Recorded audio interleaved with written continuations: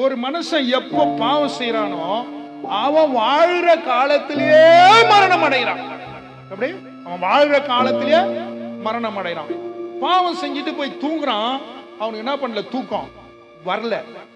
யார் ஒரு பாவத்தை செய்து தூக்கம் வரலையோ அவன் வாழ்கிற காலத்திலேயே மரணத்தோடு வாழ்கிறான். அல்லேலூயா, ஆமென்.